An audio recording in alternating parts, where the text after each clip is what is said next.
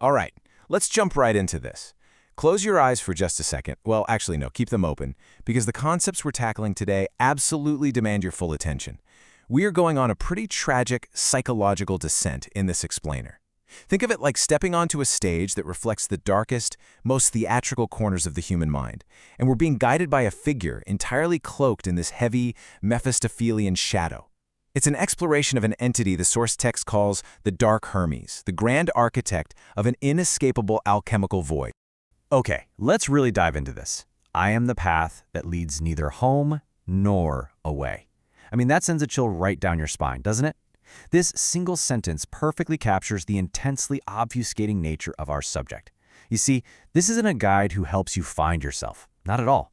This is a guide who ensures you get beautifully, hopelessly lost, right in the in-between. So, here is our roadmap for today. We'll start at the fog-choked crossroads, examine the symbolism of the caduceus, see how he completely rewrites the Faustian Pact, explore the psychological Nigredo, and finally, we'll wrap up with the archetypes of Jung and man. Starting us off with Section 1, the fog-choked crossroads.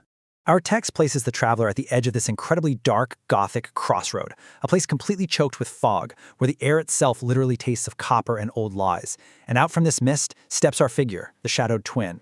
He mirrors Mephistopheles in this cold, mercurial silence, and those iconic winged sandals of his, they don't flutter angelically, they actually hum with the vibration of a predatory insect. Flashing this grin of polished ivory, he acts as a divine gaslighter. He doesn't just block your path. With a simple flick of his wrist, he manipulates the very air around you, until the horizon feels like a trap slamming shut, instantly stealing away the traveler's sense of purpose.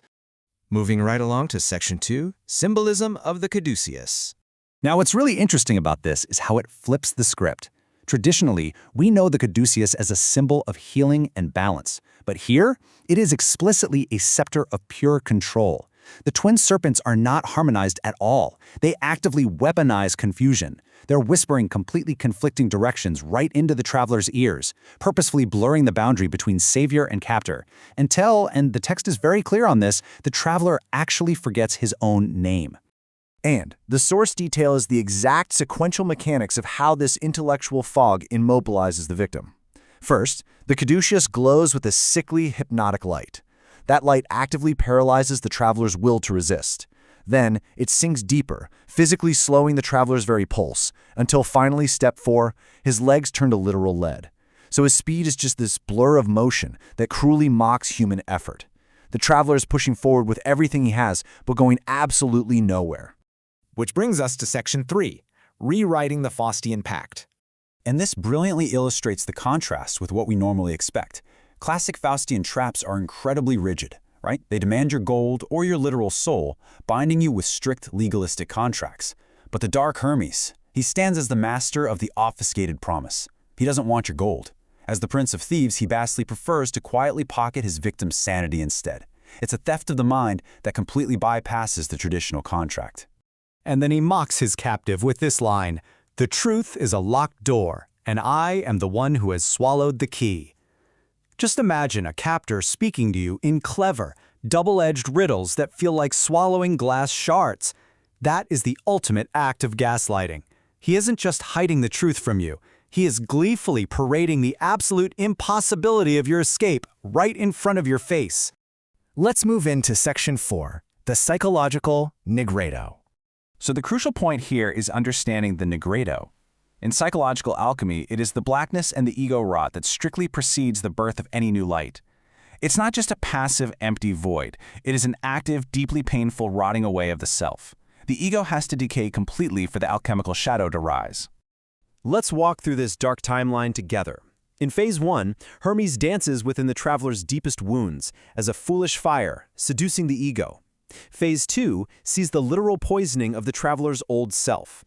Think of it like a surrealist visual metaphor where the old identity is just melting and decaying away. This forces Phase 3, the agonizing confrontation with absolute psychological blackness. And finally, Phase 4 leaves the traveler stranded in a void where the only way out, the only exit, is through his own total dissolution. As this spiritual decay takes full hold, the messenger finally turns away. Delighting in the silent decay of the soul before him, he leaves the traveler stranded with these crushing words. "Every step you take in my shadow is a debt you can never hope to repay." It is the ultimate abandonment. The guide was never a guide at all. He was always just the architect of this alchemical ruin. Finally, Section 5. Archetypes of Jung and Man. Let's see how this builds and maps directly onto the archetypal components of analytical psychology, specifically looking at frameworks from Jung or Man. The dark Hermes acts as the archetypal mercurial guide, that trickster figure who forces the confrontation with the unconscious blackness. The traveler is the fragile ego, seduced and rotted away by the foolish fire. And what is left behind? The alchemical shadow. That's a hidden part of the psyche that can only rise once the old self has been thoroughly dissolved by the Nigredo trap. It's a completely haunting, brilliant metaphor for profound psychological transformation. Which leaves us standing at a crossroads of our own. The mechanics of the trap are clear, the psychology is laid bare, but honestly, the story is far from over. So I'll leave you with this thought straight from the source. Would you like to analyze specific literary protagonists, such as those in the works of Jung or Man, who are forced into this Nigredo stage by a mercurial guide?